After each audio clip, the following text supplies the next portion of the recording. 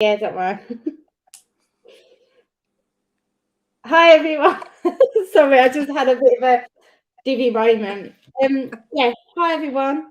Evening, Hello. morning, afternoon, wherever you are in the world. We are live because I've just got notification. Me too. So hopefully we have some of you join. I know we did on last Thursday we done it, didn't we? About comparing Yeah. yourself with others. Comparison. Yeah. Comparison, yeah. So today, as it says in the title, we're going to talk about self-sabotage. Many of you may know about self-sabotage. I guess you really discover what it is when you encounter a new journey. Like, it's not something that we're taught necessarily by our parents or family members or our teachers or anything. And I think for me, it was something I discovered through personal development. So assuming that kind of everyone is in business and potentially has probably done personal self-development, that self-sabotage is something that you've learned and you thought, oh my God, I do this. Because it shows up so much in life, doesn't it? And we all do it. We do it in all areas of life. So it's the same as a lot of these topics and subjects that we talk about. It's not necessarily just like comparing yourself with people in business. You do it kind of in your personal life. You self-sabotage yourself in business, but you also self-sabotage yourself in other areas of your life, and which impact each other. They always kind of impact others. So really, it's important to become aware of self-sabotage and areas in your life and business that you self-sabotage yourself. So having a think about it throughout kind of this talk, and if you've got any questions or anything you kind of want to share, that either you're aware of it, you're aware of them triggers and you've kind of overcome that and you deal with it and you're aware of it when it shows up, or maybe there's some kind of areas of self-sabotage that actually you're not quite aware of, and the reasons why that is. So over to you, Nicki. Oh, thanks. It makes me laugh every time we do that. We go in between each other all the time. It makes me, I don't know why, it makes me laugh. It makes me chuckle when we do that. Cool. Yeah, it makes me chuckle. So we usually do it by behaviours of self-sabotage. We can do it by procrastination. We can do it by comfort eating. I don't know why I'm holding a pen. We can do it by over drinking, overindulging. We can do it in our relationships. We can do it blaming, shaming others. We can do it in lots of different ways. So you might self-sabotage when you've tried to change your patterns or cycles in your life and business, but you find that the same thing keeps happening again. So when the same thing keeps happening and the same pattern or cycle keeps happening, then we have to be aware of, are we actually starting to self-sabotage? So for an example, passing a test, or we might not be able to sell our product or service, and we might try different ways of doing it. And if the same thing or a similar thing keeps happening, we might need to look at, are we self-sabotaging and what's going on more deeply? So self-sabotaging comes from an unconscious belief or story that we've had and made up in our past to keep us safe. And it defends us, and these patterns have helped us to deal with challenges that we faced. And it's something that has helped us in the past. It's something that's kept us safe in the past. It's something that has served us in the past. But when we get older, and not when we get older, when we move on in life, we realise that we don't need to hold on to these behaviours. They're not serving us anymore. And we're not that child or that teenager or that 20-year-old. We're now in our 40s, 50s or whatever. And we don't need to use these stories and limiting beliefs of self-sabotage to keep us safe anymore. So for an example, we may have been through a loss, and we can self-sabotage the relationship that we have with our partner by blaming them or causing arguments with them, because it's easier than dealing with the loss yourself. So you might meet a new partner and you have a new situation and a new experience with them, but the same pattern you start creating because it's what you know and it keeps you safe. It's familiar to you. And again, it shows that you haven't actually dealt with the loss in the first instance. So maybe there was a loss in your childhood, or you're still trying to process that loss, or maybe it's all really, really unconscious and you're not aware of it yet. And as Christine said, it's okay not to be aware of any of these things. A lot of these things are unconscious, but once we start creating the same patterns and same cycles and the same similar things start happening to us, that's when we need to start addressing it and thinking it's usually an unconscious pattern or cycle that you keep repeating. So let's look at some ways how you can self-sabotage. So we tend to look around, I've mentioned this before, and start to blame others, or we blame the circumstances that we're in or the environment that we're in. We blame what someone else has said or someone else has done. And the reason why we do that is it stops us looking at ourselves. It's their fault this has happened. If she didn't do that, then I wouldn't have done that. Or if this didn't happen, then I wouldn't have done that. If this didn't happen, then I wouldn't have got this, or I wouldn't be in this situation. So making sure that is one of the reasons why you know that you keep self-sabotaging, you keep blaming others for what the circumstances that you've been in or going through at the moment. Another way how you can self-sabotage is by choosing to walk away from a person or situation. Now, there's a different way to look at this as well, because me and Christine are advocates of when someone is surrounding yourself with right people. So when someone is really negative towards you or brings you down in your energy and vibration, we always say, question, is that relationship not worth it is the wrong answer. But remember that once your vibration and energy is lowered because of another person, then you're going to start feeling rubbish in yourself and you're not going to attract the things that you want in your life, personally or business life. But that's not saying that you have to walk away from every time someone's negative towards you, every time that you've got a negative situation, because we have to have the strength and the internal wisdom and power to be able to deal with that as well. But in the case of self-sabotaging, it could be that your emotions are taking over, and due to the unconscious past experiences, you react out of these emotions. So it's part of your survival mode, our survival mode, and that gets triggered to keep us safe, like the flight, fight and freeze response that we all know about.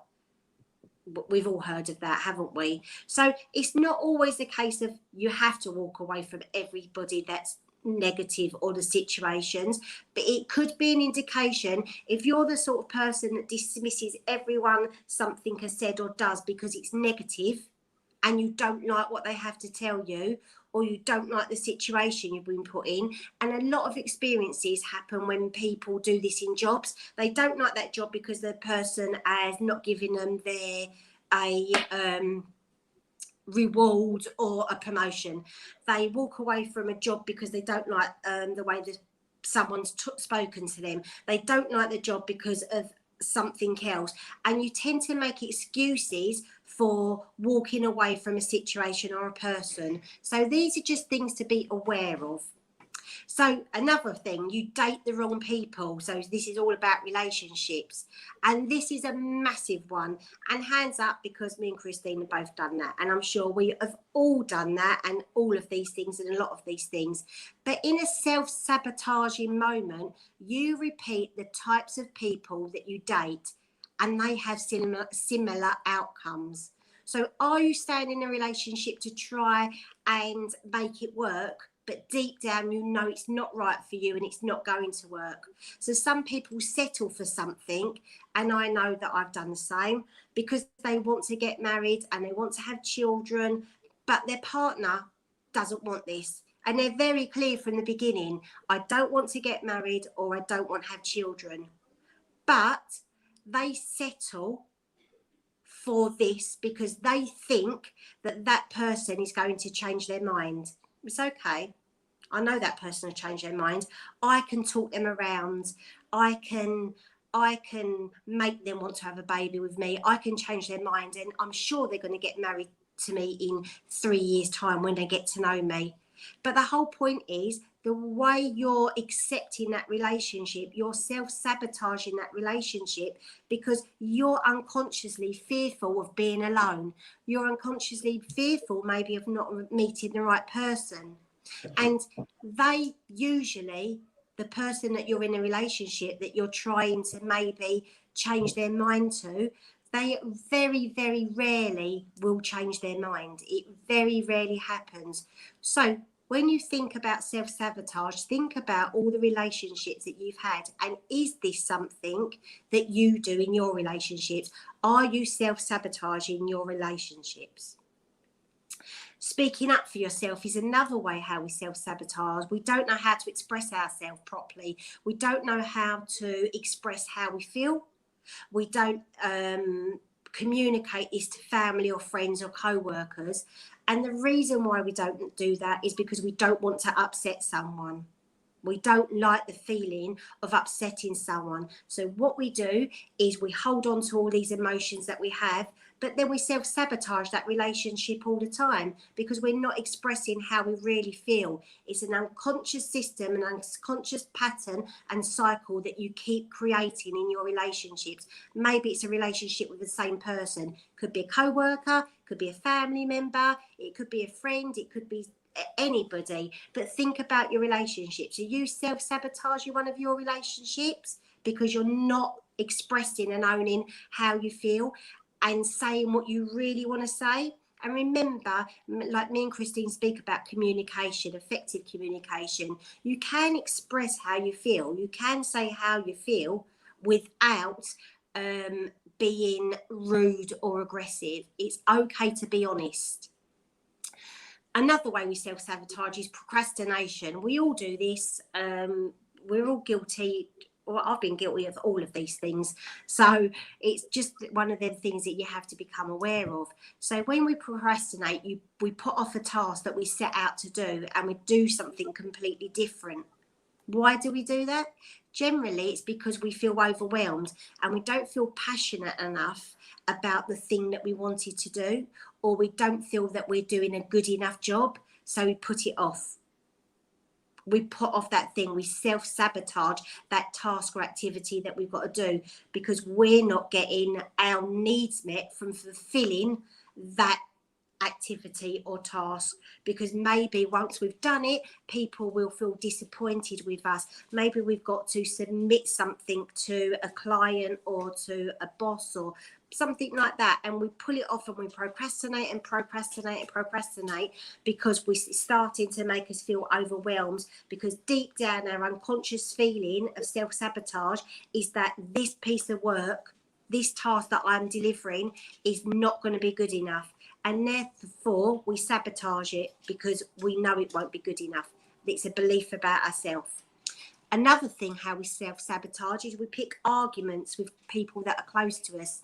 And we sabotage these by fighting because it's a reflection of how we actually feel inside about ourselves. But we use things that we call projection, and we project how we feel onto other people. So for an example, if it's something that someone has said to me or something I don't like, I will take it personally. I could do. And at a deeper level, I react to that and try to defend myself because I don't want to be made to look stupid and I don't want to hurt. So I try to hurt them in my response back to them. So in this moment, we use effective communication like I've just spoken about. And I think we might be doing a live about effective communication. I'm not sure if it's in November. I'm not sure, Christine. I don't think we've already done it, but we do speak a lot about effective communication. If not, I'm sure we can talk about it another time. So some of these are different ways how we self-sabotage. And I think Christine's got some more ideas as well. Yeah, I'll pass you over to Christine. I couldn't see it, but yeah, we do talk about it a lot. It might be something that we like talk about later on our page. So if you follow Blossoming Connections, there'll be talk. We've definitely spoke about it a lot anyway, haven't we? Yeah. So self-sabotage is something that we do and it holds us back.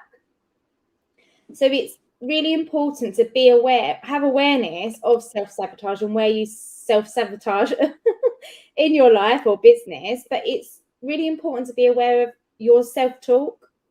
And if you're talking to yourself negatively, so your negative self-talk, because self-sabotage often shows up based on the way that you've kind of spoken to yourself. Does that make sense? Hopefully it does. I feel like I've just that was like a tangled teaser.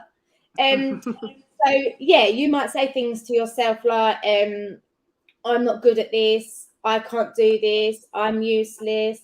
And actually it's really important, because I was thinking about when I was like thinking about like self-sabotage, actually like you often self-sabotage yourself by comparing with yourself. So obviously this was something that we spoke about last week about comparison and comparing yourself, and actually you self-sabotage yourself, don't you, based on how you compare yourself with others. So they're obviously like a lot of these topics, like I said, like linking and overlap. So we often speak about flipping the switch, and the reason why is because it's important to speak to yourself with love, kindness, respect, and have patience. So it's flipping that switch from that negative. So the example that I used just a minute ago is that I'm not good enough and I can't do this, I'm useless at it.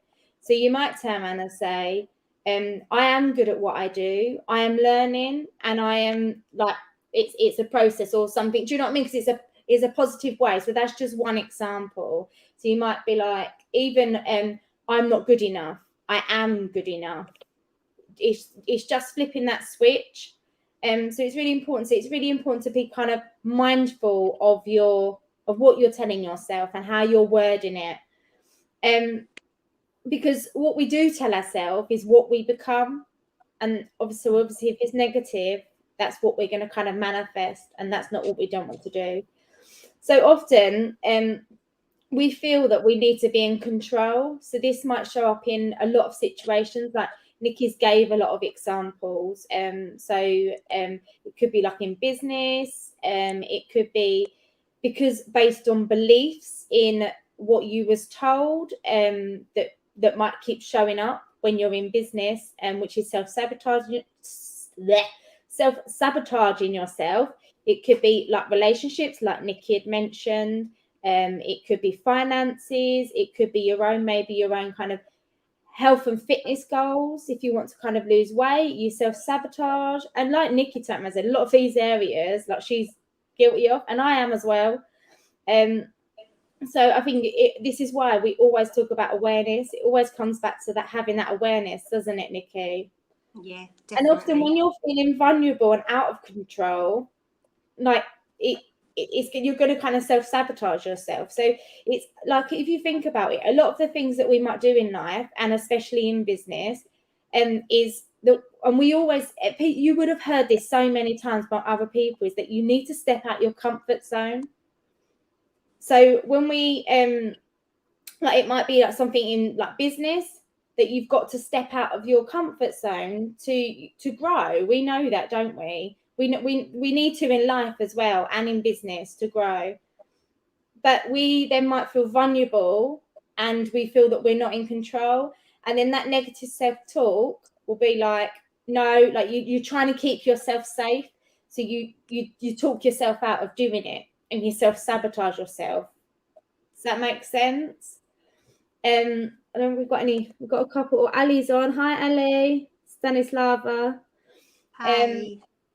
So like in business and in life, like it's like being aware of like them cycles. And if it keeps happening, like it's showing up, you're confirming that belief and that pattern, because of that, like that self-talk that you're saying, like, oh, I'm not good enough, I can't achieve this, or I'm not gonna hit these sales, or this is not going to be a good launch. Like, you're kind of confirming that belief and that pattern. So the same as in relationships, like, I'm not this relationship's too good to be true, or do you know what I mean? You're kind of confirming what's happened in your past to keep happening instead of kind of breaking that pattern. So steps to help this is being aware of your triggers. It's good to be aware of your triggers, because obviously this can help you stop that sabotaging behavior. So is it that you're triggered by that someone disagrees with you, or shouts at you, or someone does better than you? Again, this can come back to comparing yourself with other people as well, can't it? What's that trigger? Why are you comparing yourself? What area of that that you're comparing yourself? And as I've just kind of mentioned about, like, it always comes down to having that awareness, because once you've got that awareness, you can kind of like, you can work on that. You can work on them, changing them habits, changing them patterns, and making them positive rather than negative. And being like, so when this happens, when anything happens, whether you're comparing yourself, you're self-sabotaging yourself, be aware of them cycles and then patterns. Like, when are they happening? Why are they happening? What might have happened that you've been triggered by? And looking at like the negative experiences that are happening, you can write them down, everything that happened, and it just helps you to be kind of overcome that and work on that kind of area that might be. Definitely.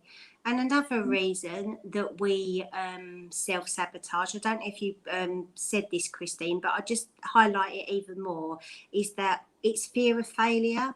So when we think about a new relationship, for instance, you might get into a relationship and you might say to yourself, wow, this is amazing, it's all good to be true, this is just the perfect person for me. But a self-sabotaging behaviour of that would be, it's amazing, but he won't stay with me, or she won't stay with me. And then you start to fear that this person won't stay with you, and it's another failed relationship. So what you do is you sabotage yourself, and you break up the relationship yourself by sabotaging it, by maybe picking arguments with that partner. Or you might start backing off, retreating emotionally from that partner, or physically from them. You might start to pick arguments, as I say. You might even cheat. And then when the relationship fails, you say, see, I told you so. And it confirms your belief and your patterns and your cycles that me and Christine keep going on about. So that's how you can self-sabotage in relationships. So it's really important, like Christine said, to maybe talk to somebody if you are feeling that you're sabotaging parts of your life or your business. And you can do that with families or friends or a therapist, counsellor, or someone like that. Someone that can listen without judgment and saying, oh yeah, I do that too. You don't want to know about what other people do. You want someone to support you in this. And sometimes it takes a professional to be able to do that. So also, Christine's already mentioned this, you need to get out of your comfort zone, and you need to experience the feeling of uncomfortableness and failing. It's part of life. It makes us stronger. It gives us resilience. And it's one of them things that, unfortunately, no matter how we try and sugarcoat it, or how our parents have tried or do try to protect us from it, and maybe if we're parents, we try and protect our children from it, and I'm guilty of that as well, that we can't. They have to experience the fear and do it anyway. They have to experience the failure. So I'll give you an example of that. So my youngest daughter has just taken her driving test and didn't pass. We don't use the word fail. Me and Christine have said that. We say it's the first attempt in learning.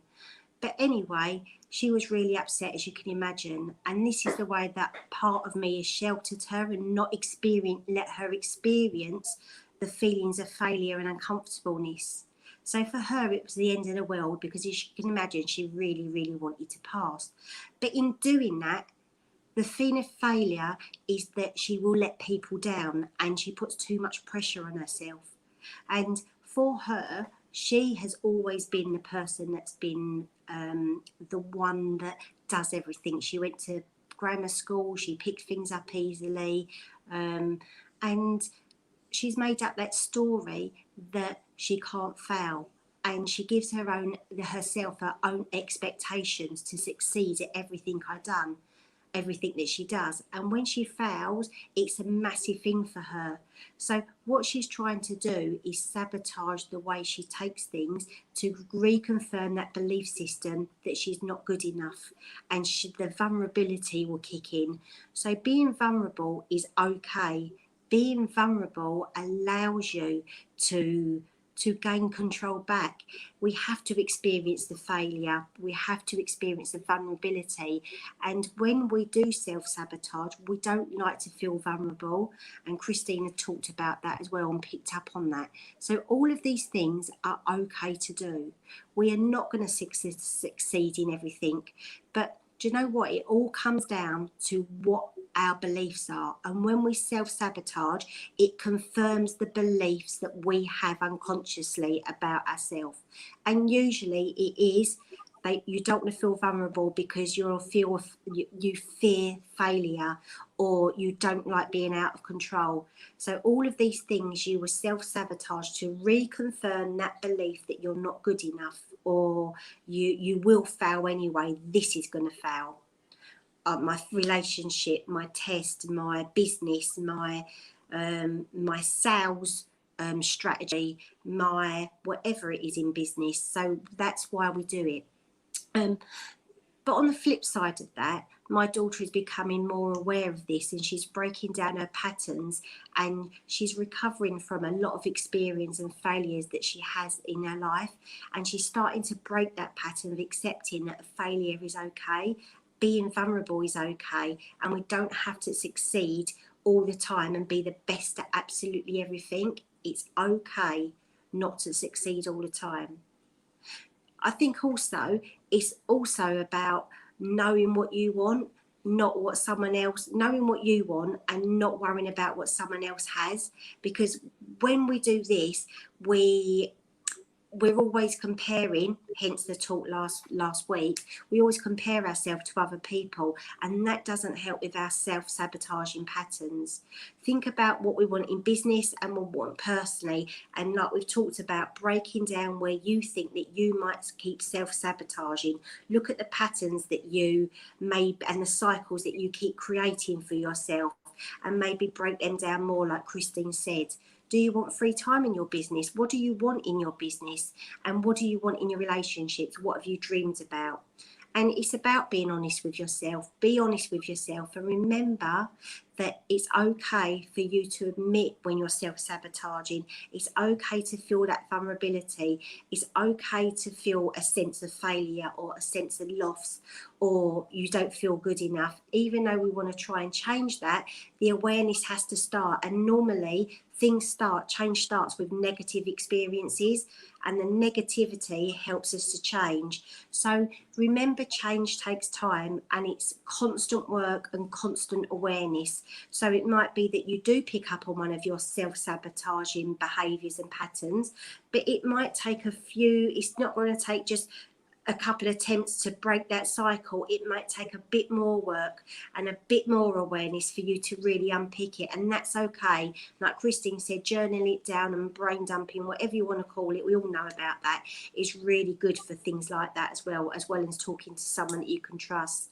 Be uncomfortable. It's okay to not succeed all the time, and it can be painful, but do you know what?